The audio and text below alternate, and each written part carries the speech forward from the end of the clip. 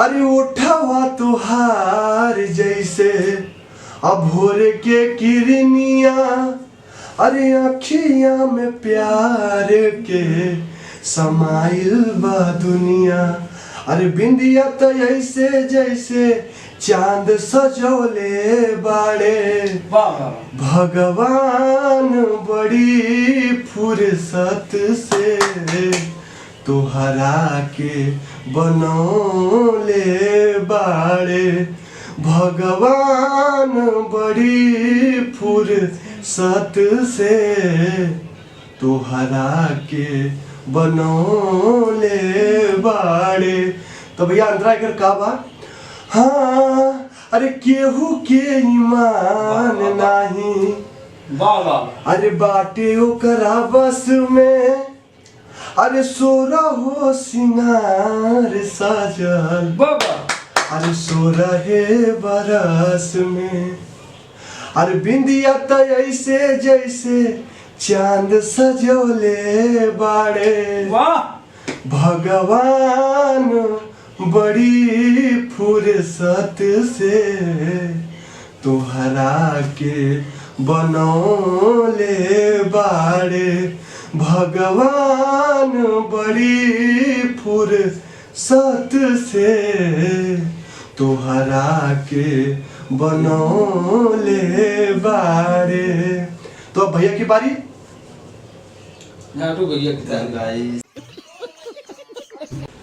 होठवा तोहार जैसे हेलो ब्रदर, भोर के किरनिया, अखिया में प्यार के समाइल बा दुनिया।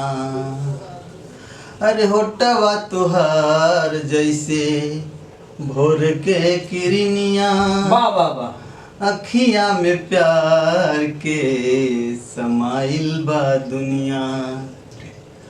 कि बिंदिया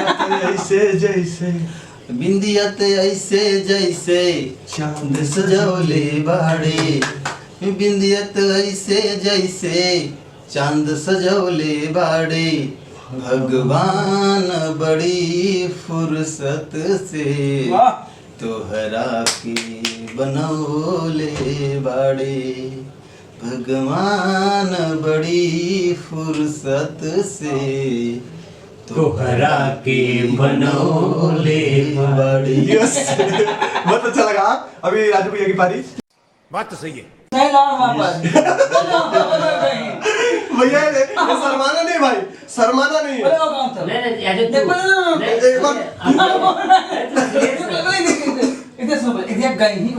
थोड़ा नॉलेज हुए हम तने को नॉलेज नहीं बस सही बता। एक बार आओ तुम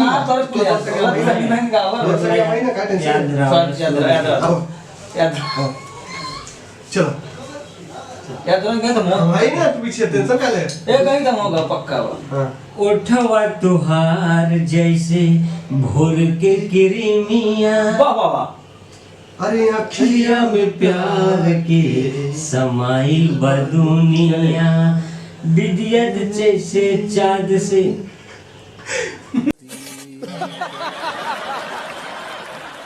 कोई बात नहीं गाइस, थोड़ा गाना सुने नहीं है। जैसे सजले हऊ चांद का चंदनी। और तो कैसे यार कि बिंदिया तो ऐसे जैसे चांद सजोले बाड़े, बिंदिया ऐसे जैसे चांद सजौले बाड़े, कोई बात नहीं गाइस। भगवान बड़ी फुर्सत से तोहरा के बनौले बाड़े। वाह वाह वाह। कौन है रे? बड़ा हरामी हो बेटा। थोड़ा मुंह से खाओ यार। हाँ उठावा को हाथ जोर से उठावा को हाथ जैसे बोले देखो नहीं तू ही बोला उठावा तोहार लागे जैसे भोर का किरमिया, वाह वाह वाह वाह। तोहार जैसे समुद्र का दुनिया। भाई समुद्र की दुनिया बना दी है गाने और को। कैसी बात? अच्छा गाएगा और कैसी बात? गाओ फिर से अच्छा कि ओठावा तुहार जैसे भोर के किरनिया बोला ओठवा तोहार जैसे भोर के किरनिया। कौन है रे? यही है। गाना आपको अच्छे से ओठवा तोहार जैसे हो भोर के किरनिया, अखिया तोहार जैसे समाइल बदुनिया। और किसी में? कि बिंदिया तो ऐसे जैसे जैसे जैसे चांद सजौले बाड़े भगवान बड़ी फुर्सत से जोर से तोहरा के बनौले बाड़े भगवान बड़ी फुर्सत से तोहरा के बनौले बाड़े। अब अवंतरा का मंत्र कि सोरा हो सिंगार रहे बरिस में।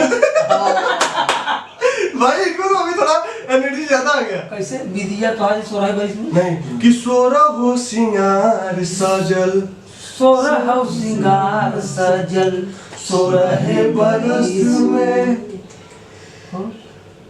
कि सोरा है सिंगार सजल 16 बरस में सुरहो सिंगार सजल 16 बरस में।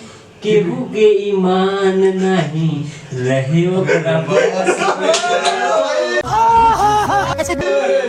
भाई गाना एकदम जोड़ दिया। अच्छा कि बिंदिया तो ऐसे जैसे चांद सजोले बाड़े बोला भगवान खाली को गाय भगवान तोहरा के बनौले बाड़े बस बात तो सही है। ये और इनको अच्छा गाते हैं बस ये क्योंकि गाना नहीं सुने थे लेकिन गा रहे थोड़ा अच्छा लग रहा है। मैं इसलिए गवा रहा हूँ कि इनको देखना चाहता हूँ कि कैसे किस हिसाब से गा रहे हैं।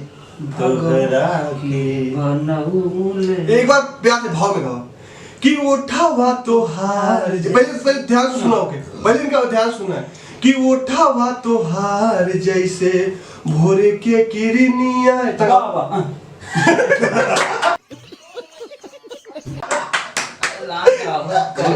वैसे गाओ वैसे गाओ एकदम भाव में। भाव में गाइस सिंगर हम गाय पाओ भाई जल्दी अच्छा गाएंगे अभी थोड़ा कोशिश अच्छा किया नहीं गई। ओठवा तुहार जैसे भोर के किरनिया। अरे अखिया में प्यार के समाइल बा दुनिया अरे अखिया में प्यार के समाइल बदुनिया। कि बिंदिया तो ऐसे जैसे चांद सजोले बाड़े अरे विद्या ऐसत जैसे चाँद सजौले बाड़े भगवान बड़ी फुर्सत से भगवान बड़ी फुर्सत से तोहरा के सजौले